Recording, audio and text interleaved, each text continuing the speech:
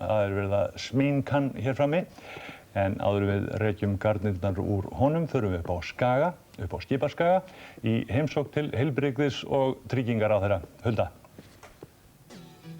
Hún Ingibjörg Pálmadóttir heilbrigðisráðherra tók sér leyfi frá störfum eftir hið sögulega atvik þegar hún hné niður í beinni útsendingu á Ríkissjónvarpinu þann 17. janúar síðastliðinn. Hún hefur verið að safna kröftum og það var ekki annað að sjá í morgun en að hún var orðin heilsu. Þakka fyrir, mér líður mjög vel og nú fyrir ég að vinna eftir helgi og ég hlakka til þess. Annars ég alveg orðin hundlega að tala um þetta heilsufar og ég held að þjóðin sé líka orðin mjög þreytt á því. En ráðherrann lét ekki deigan síga í beinu útsendingunni og kláraði viðtalið þegar hún hafði jafnað sig. Og þá stóð ég upp og hugsaði mér, Guð almáttugur, nú sannast það sem pabbi segir oft, hann segir oft við mig sko, dreptu ekki á þessu stelpa, og nú hugsaði mér, nú situr hann heima og hugsaði, nú voru búin að drepa sig á þessu stelpan, svo ég notaði það sem eftir var á spólunni til að klára viðtalið og það hefur örugglega ekkert verið þægilegt fyrir Össur, því að hann náttúrulega var orðinn sjokkeraður og ég heimtaði að fara í viðtalið en hann svona dró mjög úr því eðlilega af því honum fannst alveg nóg komið. Ég hugsaði bara fólki sem væri að horfa á þetta. Nú held ég að ég hafi endalega geispað golunni sem ég hafði ekki gert og ég vildi sýna að ég hafði ekki geispað henni alveg. Ingibjörg hefur nú verið heima við og notið þess að vera í faðmi fjölskyldunar, hugsa yngsta son sinn Harald sem á 12 ári og barnabörnin sem koma oft að heimsækja ömmu. En við fengum leynigest til liðs við okkur sem knýr nú dyra. Sæl, Ingibjörg.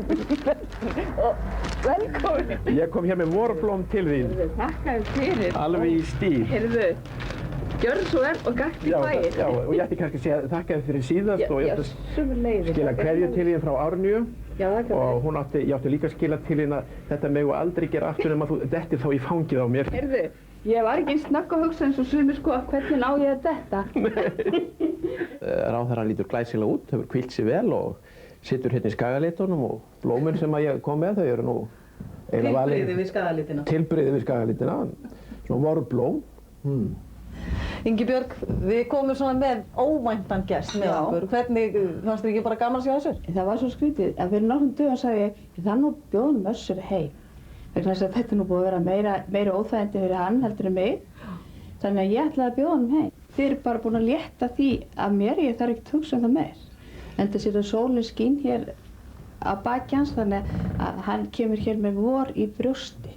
Og ekki í fyrsta skipt sem ég kem hingað til að heimsækja Ingibjörgu. Síðast þegar ég kom hérna, þá var ég umhverfisráðherra ef ég man rétt og við vorum að fara hérna saman í dalina. Já, ég húkkaði mér far hérna. Já, Ingibjörg húkkaði þér far með mér og við vorum að fara að auglýsa þá nýjustu afurð landbúnaðarins sem var lambakjöt á lágmarksverði. Ingibjörg hún eiginlega stal senunni, ég var þarna aðalræðumaður og síðan áttu aðrir þingmenn að tala nema hún sippaði sér í ræðustól og sagði nokkra góðar sögur af félögum sínum á Vesturlandi og algjörlega lagði salinn.